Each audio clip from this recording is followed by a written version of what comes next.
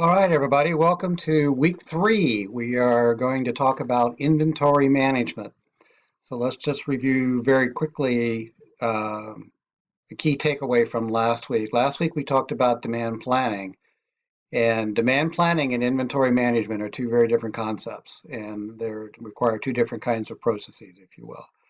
So inventory management is the inventory execution of the demand plan. So it's revolved around the service levels that are associated with the demand plan that the demand plan is forecasted. It's obviously if you forecast you're going to sell 100 pieces and your targeted inventory management level is 85%, you're not going to sell 100 pieces unless you have also included in there some aspect of safety stock, which is built into your inventory management routine and your technique that you select. So they very much go hand in hand, but they're two entirely different kinds of things. So the trick to inventory management is to manage what matters, and that's the key takeaway here. There's a lot of product out there in almost every company that doesn't, at the end of the day, really doesn't matter. And so you want to spend as much, so you want to put those on more of an automatic type situation. Those items that do matter or almost matter, you obviously want to put more resource and effort into and manage not only the inventory but also the demand plan at a much tighter level than you would than if you're talking about products or categories or classes of inventory that don't make that same contribution. A classic example would be office supplies. Office supplies don't generally generate any margin unless you sign everything in blue ink and you run out of blue ink pens. But for the most part, an item like that, or paper towels, or items like that we categorize in something called MRO for maintenance and repair. Items like that don't necessarily require a dedicated inventory management analyst. Many of your systems are capable of either one, generating an order based on an inventory management technique, which we're going to talk about, such as a Kanban. And so therefore you don't need to be generating purchase orders for that kind of a inventory product. On the other hand, if you're dealing with a very special item, has a very high gross margin, or it's just an item that from a strategic standpoint, you really represents your brand, then you make a different kind of decision and you have a very high service level as a result of that. And that high service level is what you're doing in inventory management. So, and that includes the safety stock aspect of it. So we're going to go into that right now. But just keep in mind what we're talking about here is managing what matters. At the end of the day, is managing what matters, and understand that you can apply different techniques and different methods of optimization to different types of products. So this whole concept of inventory stratification, which should pretty much mirror the demand plan, but there is a inventory stratification approach that you're going to want to implement as you look at inventory management. So here we go. Take a look at it. All right. So as we saw last week, we talked about in demand planning, it's extraordinarily important. There's one message. And that message becomes a demand plan, and corporately everyone's aligned with the demand plan. But first, as we always do every week, we have to check our driver availability, which will never go away because there's always a driver they want you to install. All right, so here we go. Okay, so again, if we said one message, and there are very natural trade-offs in inventory management, and the trade-off is speed of delivery against and the cost of that speed of delivery versus service level. So whenever you look at an inventory management and you look at the demand plan, you're looking at things like this. You're looking at the speed, the ability to accommodate a customer change, and that variability, what we call that variability, is part of the forecast if it's been done using either historical data or even sensing data, prescriptive data. You're going to have some aspect in there that says we're going to have a customer change. We have to accommodate a customer change. Or if it's an item right now, you're going into holiday season, and let's say, for example, this item you're only selling online and you're only selling during holiday, then you're going to have some kind of a customer change that you maybe have not provided for. So it's important that you do that and you build all that in. So you have, again, this gets back to the cost to serve and your ability to keep inventory, your ability to finance the inventory you need to satisfy the cost to serve. So, and then it's about executing that plan and driving an end-to-end program all the way through so that the process that you're using meets the inventory strategies and the targets. And this gets back once again back to the demand plan. That if you see you're falling off the wagon, you've got to sound the horn and circle the wagons and figure out what's going on. So the inventory strategy comes from the demand plan. The optimization of that demand plan is done through generally some kind of a forecasting tool. And that forecasting tool takes into account safety stocks, service levels, and those kinds of data parametrics that lead times, supplier lead times, existing inventory, back orders, future orders, committed orders, unshipped orders, all that stuff, orders and credit, all that stuff gets calculated and is additive into the inventory strategy in determining what your net requirements are. So it's a big data analysis, but you have to do it in order to understand where you are in order to hit the demand plan. So it takes all the inventory needs to be added in into the inventory management optimization effort. Is it important? It certainly is. This is from the SCM590 2016 State of Logistics Report. Inventory is an expense estimated at $427 billion out of 1.4 trillion. So roughly a third of it, or roughly third of logistics costs go into inventory carrying costs, which in this calculation includes storage, the financial costs, which is basically the interest rate or the weighted average cost of capital, they're calling it, times the total business inventory. This number currently is very low just because rates are very low. But at one time you would see numbers like 15% in here. Now you're seeing numbers like 3. So this financial cost has come down dramatically over the years. And that has had a very positive impact on the percentage contribution of inventory carrying costs. We're talking about storage, we're talking about warehousing costs in here. So that's what we're looking at. In warehousing costs, you have the cost not only of the warehouse, you have the cost of obsolescence, you have the cost of damage within the warehouse, you have loss, and all the admin costs associated with doing that. So that's what inventory carrying cost is all about. And this same way. So insurance is another one, and then just the actual handling itself of the inventory. The fact that you have inventory means you have to handle it. So that all those costs, all the warehousing costs, and all the financial costs, the taxes, and everything else that you pay on that inventory goes into this calculation. That's what that is. So it's a big number. All right, so there's a variety of ways to do this. I've identified 9 that I think we're just going to go through. We're not going to spend a lot of time on all of them because we don't need to. I want you just to be aware. I want to go back to the comment again that you don't have to use a single inventory management technique. You can use a variety of techniques based on how you stratify the inventory.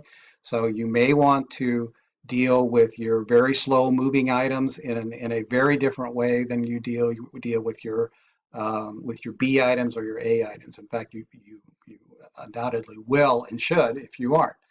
And again, the situation of looking at opportunities to shift some of this to your suppliers if you can. Tools like consignment inventory, for example, is another kind of an inventory policy we don't particularly talk about here, but it is an inventory policy. And we'll talk about some other things a little bit later on, like vendor managed inventory. So let's start. We'll just kind of quickly go through these in this first round. We're going to go through 1 through 6 in this particular block.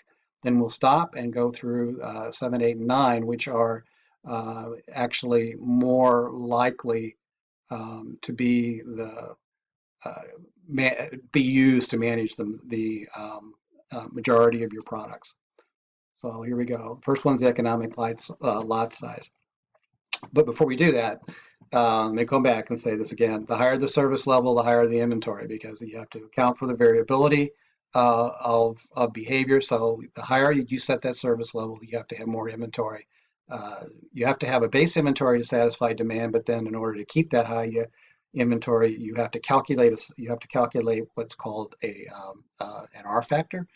I'm sorry, a Z factor, and the Z factor is the tail of the bell curve, and that's your safety stock calculation to keep it at a high level. I'll show you that calculation here. Again, for the same inventory level, the longer the lead time, the lower the level of service. So lead time and service have to be accounted for. So if you are not making this, you're actually importing it. As I imported goods in from Germany and Italy and China, I had a very long lead time to get goods here. So we had to compensate for that lead time and the amount of inventory that we carried and how we carried it, which is another strategy we'll talk about later on when we get to some other aspects of the logistics component mix here. The lower the inventory, the higher the impact of a unit on service level. So yes, so I mean, if you don't carry enough pieces, then obviously if you have variability over a smaller group of items, then you're going to have a bigger impact or a higher impact on service level. If you only carry 10 and you don't and you sell 11, then you've impacted profit as well as service level in a big way. So if you have 100 or 1,000 or 100,000, obviously it's a very different type of calculation. So that's really just some basic trade-offs that go into this. So let's look at this. The economic lot size is the traditional sawtooth curve. I think those of you that worked on the Jefferson plumbing model worked on a standard EOQ, and that's really what this says. It just basically says that you can manage all those variables, you can define those variables, and they are stable, and so you can hold a level of inventory, run it down, and then replenish it at some point in time based on lead times and costs to order, and bring it back up and run it back down. This is called the sawtooth curve. Been around for 60 years. It still works, but for people, but you don't see it as being the go-to model all that much. So here's the calculation here. Total cost. It's a combination of the cost of holding the inventory and the lead times plus the order cost gets you the total cost, and then you're looking at the takeaway, demand requirements, and then you balance all that out in a very simple formula, standard formula, and determine when you need to reorder. Unfortunately, in the extended supply chain world, the lead time are not quite as stable. If you're ordering from a distributor, for example, that's right across the street from you in the same town you're in, then your calculation could be very different. You might have hours of lead time instead of days or weeks or months. So it's important to look at it, but it's probably not going to be the one you're going to go with and use, except maybe on certain kinds of inventory or inventory that's pretty low in impact. EOQ would work.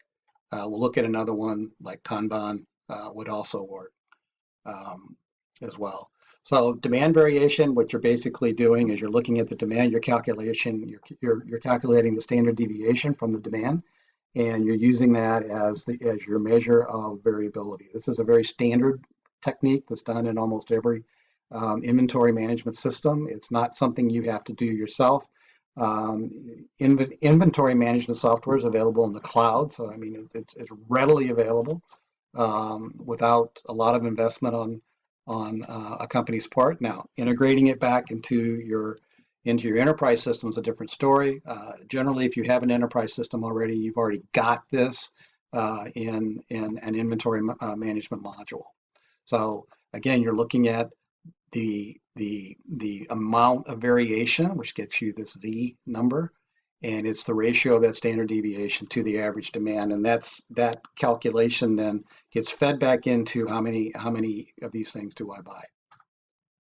So the more that you aggregate, the more that you, and what we call risk pooling and inventory management, the more that you group products, SKUs into classes or categories and make decisions at that level, the more accurate you're going to get. But at an individual item, you're going to have great deals of variability at the individual item. So you don't want to do demand variation where an individual item is critical to the company. You don't want to have that critical item in a family of items that it's being measured like this, because that item would certainly overweight it, and so if you would probably wind up with a higher inventory level than you would otherwise if you managed that A or A plus item by itself.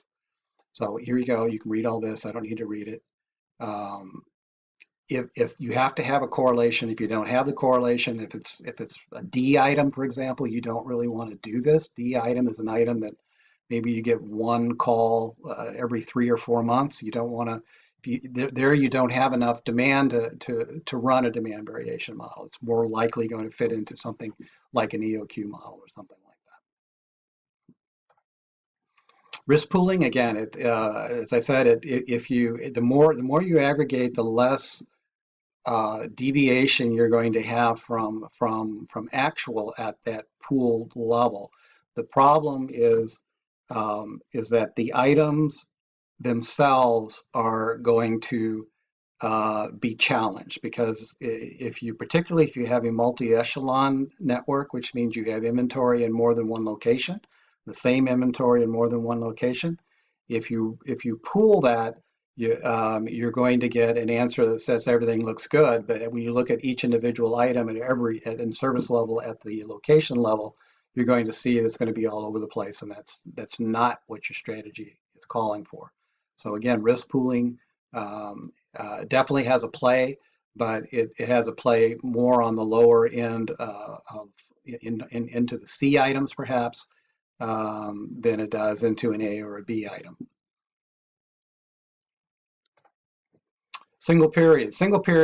This is best defined probably like the retail problem, where you have to place a holiday order 6 months before you know exactly what colors are going to be hot this season, if you will. But you still have to go ahead and place your order, and you're betting that you've called it right, and you're betting that you have the hot fashion, that you have the hot product that people are looking for when they need it, but you've only got one shot to do it. And that's what a single period model is. This also applies those of you who are in fashion more. A lot of the goods that are coming from in fashion come from Southeast Asia, like Thailand and Vietnam, and there are quotas. So the United States has a quota program for certain kinds of materials. Cotton is one. And so the United States only allows so much cotton in from a particular country, and you have to get your piece of the quota when that quota opens, or else you won't get it from that country. So if that's the kind of business you're in, just be aware that this is a big deal for you if you're dealing in products that have quotas based on suppliers coming out of certain countries. So that's a big deal. One time, you give it one shot. And if it doesn't work, you got to get rid of it. Okay, if you have the opportunity to do it multiple times, once again, you're going to balance your holding cost against your fixed costs.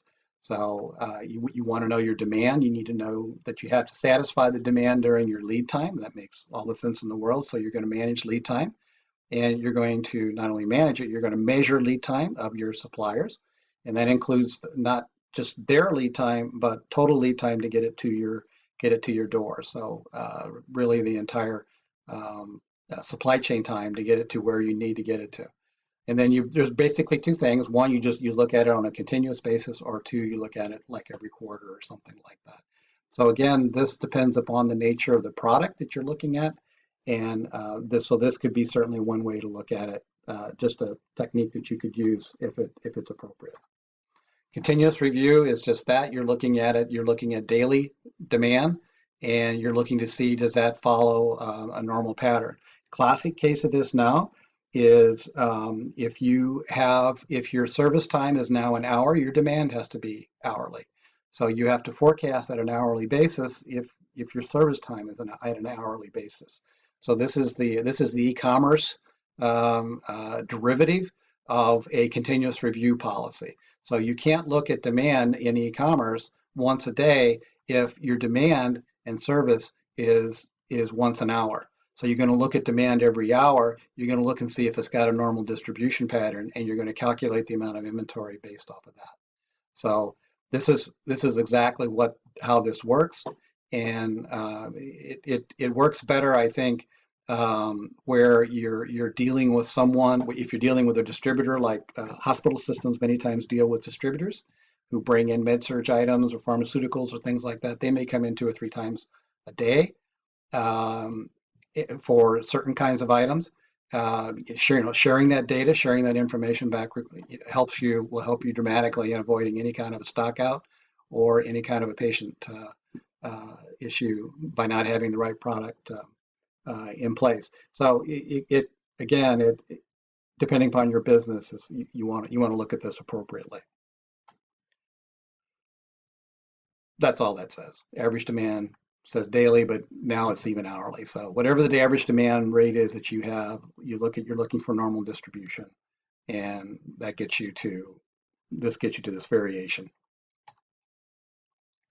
Periodic, again, we talked about it. You're going to look at it at regular intervals, so we've talked about that. It's going to be longer than daily, or it could be longer than daily, or it could be weekly or monthly, or it could be hourly, whatever it is. But whatever you need, it's a base stock type thing. You have to have so much to satisfy demand, and then you have to have so much to satisfy the deviation to the demand, and you're looking at it on a frequency to ensure that you don't have a stock out, subject to your service level policy. So if you say your service level policy is less than 100%, you're saying you will accept a stock out. And that has to be factored into the decision. You're saying you're okay in not satisfying that order. So that's what that means. So setting those numbers is crucial in terms of the demand plan and the ultimate financial plan that comes out of that. So that's how it kind of links together in an upward way, a waterfall way. I'm sure all of you will do this off of your napkin. Once again, we don't do things like this anymore. There was times when you did this. This is statistics. You need to understand statistics, but the tools do this kind of stuff for you now. You don't have to. There's plenty of tools out there, as I said, that are available either as software as a service or are available within your enterprise systems that compensate and make these kinds of calculations for you. It is crucial that you know there are such things, that you know the impact of variable lead times. That is important. So if you get the same product from multiple suppliers, you're going to have most likely variable lead times. So if you're only going to manage that as one product, then you have to make sure that you consider the lead times across both of your suppliers and weight it in terms of how much is this guy, how much is this guy, and make sure that you include that when you put that into your inventory optimization. That's what that says. So now the last one in this particular block is called base stock. So base stock is more of a Kanban, if you will. You're going to have a base stock level. I'm going to keep 10 all the time, and then when it goes down to 3 or 2, I'm going to reorder it, and and then I'm going to bring it back up to 10. So you're going to look at the review of the length of the review period. You do a lot of this on MRO. MRO is Um, making sure you have chemical products or cleaning products or gloves or safety glasses and things like that. You can look at it once a week. There are ways to offload this to your supplier. We'll talk about that a little bit. But you're going to look at average daily demand. You're going to look at the deviation, and then you're just going to maintain a level of I'm going to keep 4 cans of white spray paint in the all the time. So that's really what this is. It's kind of a Kanban. And that's what happens with that. You can see this exactly looks like the sawtooth curve, but you start with a base, you run it down, you bring it back up, you run it down, you bring it back up. So that's really what base stock is. So this should be the end of 3A, and then we'll come back with 3.2 where we go with 3B where we go into the other ones back in a moment.